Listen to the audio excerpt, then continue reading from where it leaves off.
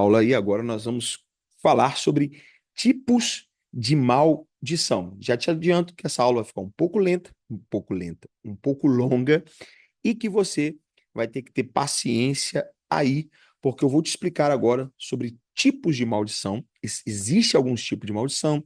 Eu vou falar, alguns são tão claros, são tão óbvios e você vai pegar. Outros eu vou te dar uns insights aqui, são poderosos para ajudar você já. E agora nós estamos entrando no período já de entender sobre libertação, para que você faça as suas orações, para que você saiba como orar, sabendo como o diabo age, sabendo como o seu inimigo age, você fica mais fácil de poder lutar contra ele e vencer essas guerras, ok? Você está acompanhando até aqui, então você está vendo que é uma metodologia. Eu desde lá atrás estou te explicando. Se você está seguindo passo a passo, você já deve ter aumentado o seu conhecimento, crescido na graça, e aí já creio que nesse período aqui dessa aula você já está um pouco mais consciente e podendo já estar orando de forma diferente. Vamos lá. Tipos de maldição. Você já deve ter ouvido falar num tipo de maldição chamado hereditária. O que seria hereditário? Uma doença hereditária. O que seria?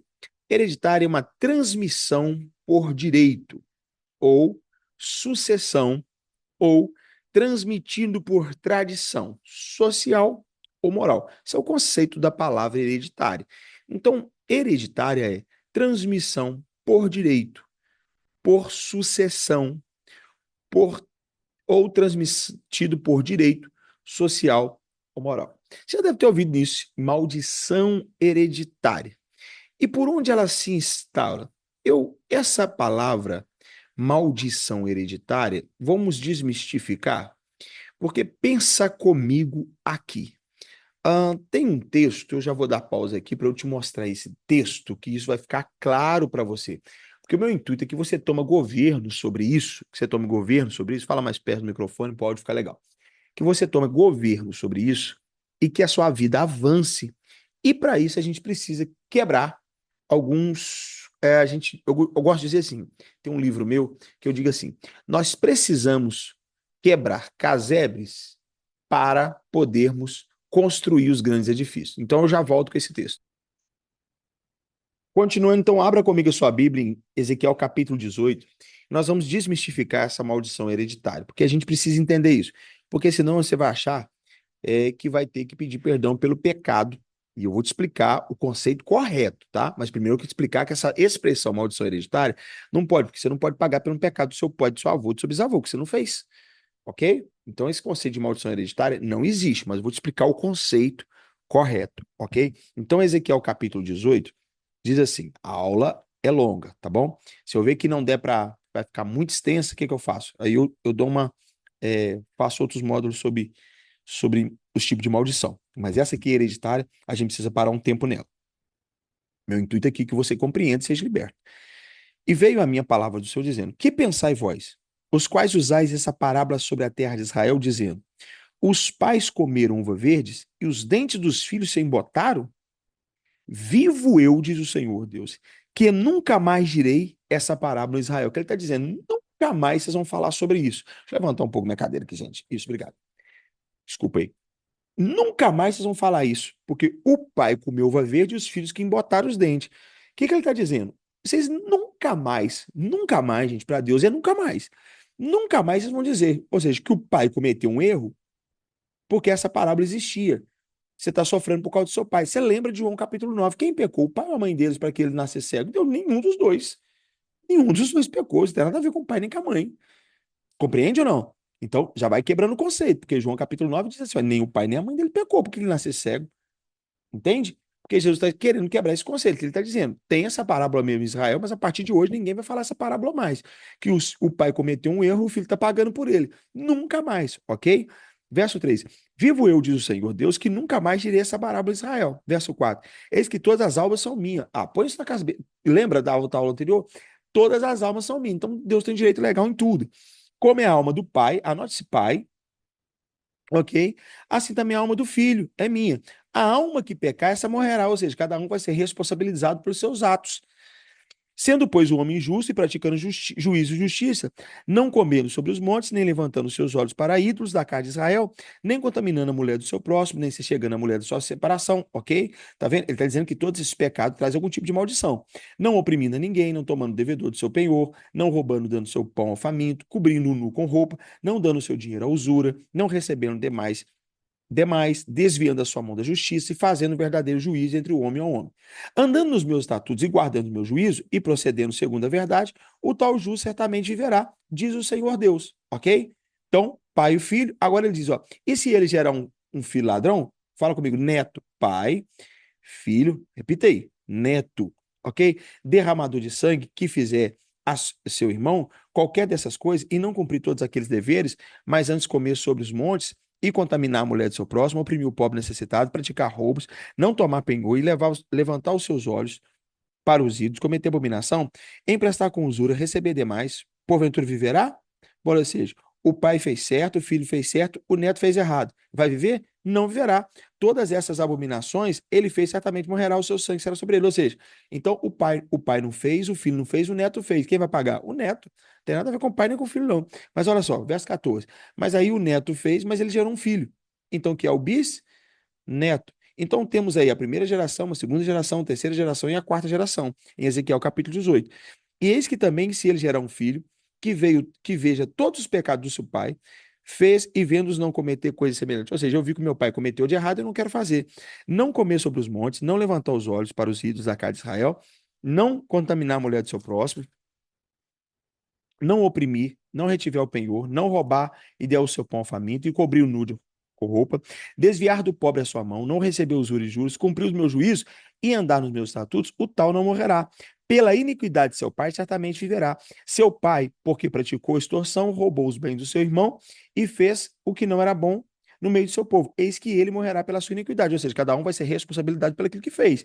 Mas dizeis, por que não levará o filho a iniquidade do pai? Ou seja, então por que não vai passar essa maldição de pai para filho, de filho para pai, do pai para o filho, do filho para o neto, do neto para o bisneto? Ora, por quê? Eles estão perguntando. Olha, Deus está dizendo, porque o filho procedeu com retidão e a justiça, e guardou todos os meus estatutos e os praticou. Por isso certamente verá. Olha o texto. A alma que pecar, essa morrerá. O filho não levará a iniquidade do pai, nem o pai levará a iniquidade do filho. A justiça do justo ficará sobre ele e a impiedade do ímpio sobre ele. Ok? Então, o que ele está dizendo? Que é impossível passar um pecado do seu pai para você. Então, essa questão de maldição hereditária, minha cadeira, gente, por algum motivo, tá caindo aqui. Pronto, travei ela aqui. Ele está dizendo, é impossível pegar um pecado do seu pai e você pagar pelo erro do seu pai. Não vai ter como, ok? É incoerente. Por que eu fiz questão de mostrar para você o pai, o filho, o neto, o bisneto, e mostrar quatro gerações? Êxodo, capítulo de número 20. Êxodo, capítulo 20, versículo de número 3. Ó, verso 3, olha isso aqui. Não terás outros deuses diante de mim, não farás para ti imagem de escultura, nem alguma coisa semelhante do que há em cima dos céus, nem embaixo da terra, nem nas águas debaixo da terra. Não te encurvarás a elas, nem as servirás. Porque eu sou o Senhor teu Deus, sou Deus zeloso, que visita a iniquidade dos pais nos filhos, até a terceira e a quarta geração daqueles que me odeiam. Agora observe isso aqui. No próprio antigo pacto, quando Deus lá, Deus falou: eu vou visitar o pecado do pai e do filho até a quarta geração. Então, se o pai pecou, até o bisneto, ele levaria essa maldição. Mas vê que lá em Ezequiel, Deus já quebrou isso. Então, desde o antigo pacto, é impossível um filho levar a maldição pelo seu pai. No novo pacto, é impossível. Porque uma vez que você está em Cristo, se você herdar essa maldição, seria incoerente, porque a maldição não pode pegar Cristo. Se você está em Cristo, lembra o que diz Romanos, aqueles que estão em Cristo, nenhuma condenação há para aqueles que estão em Cristo Jesus, ou seja, uma vez que você está em Cristo Jesus, nenhuma maldição pode pegar. Então, mesmo que seu pai tenha errado, e se fosse possível passar, no novo pacto seria impossível, porque uma vez que você está em Cristo, toma o governo que você está em Cristo, nenhuma maldição pode atingir, porque se a maldição chegar para você, chegará até Cristo, e Cristo não pode receber maldição. Aliás, ele quebra qualquer tipo de maldição. Mas olha, observe assim, ainda assim, se uma maldição pudesse pegar você até a quarta geração, que você sempre vai ser a quarta geração de alguém, olha o que está no verso 6. E faço misericórdia a milhares do que amam, e aos que guardam os meus mandamentos. Ou seja, em cima no verso 5, a semente de morte. Mas em contrapartida, no verso 6, ele faz misericórdia a milhares que o amam. Ou seja, se Se a maldição vai até a quarta geração, até 1000 gerações para frente vão as misericórdias do Senhor, o que torna impossível alguma maldição te pegar por causa do seu pai. Então você toma governo sobre isso. Pastor, então como seria o termo correto? Porque eu percebo, e você já percebeu também, que o que acontece? Existem famílias que têm, gente, que tem uma sina que o pai fez, o avô fez, o pai fez, o filho fez, o neto faz, o bisneto faz, o tataraneto faz. Que sina é essa? Eu vou dizer o que acontece. Pode ser que espíritos familiares, ou seja, demônios que atuaram na vida de um pai, de um vô, aí eu vou te explicar isso aqui. Um texto que é muito interessante. Gente do céu, é muito rico isso aqui. É muito rico. Olha só. Lembra quando Jesus diz assim, olha, havendo um espírito imundo deixado essa casa, anda por lugares áridos. Não encontrando guarida, volta para essa mesma casa. Achando adornada e limpa, traz consigo mais 7. E ali faz habitação. Lembra? Duas maneiras pode acontecer isso. Uma pessoa tem um espírito maligno sobre a vida dela, uma pessoa tem um espírito maligno sobre a vida dela, e ela morre. E é expulso esse demônio. Beleza? Ok? É expulso esse demônio, ele sai. Ele vai andando. Não achando lugar para pousar, ele volta. Ele volta. Se essa pessoa que foi, expulsou o demônio não recebeu Cristo, ele volta para essa casa mesmo. Porque Cristo não entrou. Ok? Só que ele traz consigo mais 7. Mas tem outra forma desse espírito deixar o corpo dessa pessoa. Quando essa pessoa morre. Então, esse espírito sai vagando, vagando, vagando, vagando, vagando, vagando, vagando, vagando. Não achando lugar para pegar, ele volta para a mesma casa. Mas qual que esse homem já morreu? Quando diz casa ali, para alguém dessa família. E se ele acha essa casa varrida, adornada e sem ninguém morando, sem Cristo morando, ele vem e traz consigo 7. Então, o último estágio desse familiar é pior do que aquele que morreu. Então, existe maldição hereditária? Não. Mas existem espíritos familiares que morreu o avô, ele foi para o pai, morreu o pai, ele foi para o filho, porque achou lugar nele, ok? E ele faz, porque lembra, dominadores, hostes infernais, eles têm a sua essência. Então, ele fazia o pai jogar, então ele faz o filho jogar, o neto jogar, o bisneto jogar. Porque a casa está vazia, adornada, e não tem ninguém morando, não tem Cristo morando. Então, o pai era da prostituição, o filho é, o neto é. Não é maldição hereditária, é porque essa casa está vazia, esses espíritos familiares vai morrendo o avô, vai morrendo o pai, vai morrendo e vai passando, achando casa vazia, ok? E como é que entra? Idolatria, prostituição, rebeldia contra Deus, feitiçaria, mentira, adultério. Então, na idolatria, Êxodo 20, prostituição, 1 Coríntios 6, 18, rebeldia, 1 Samuel 15, 23, feitiçaria, 1 Samuel 7, 8, mentira, Efésios 4, 25, adultério, Provérbios 6, 32.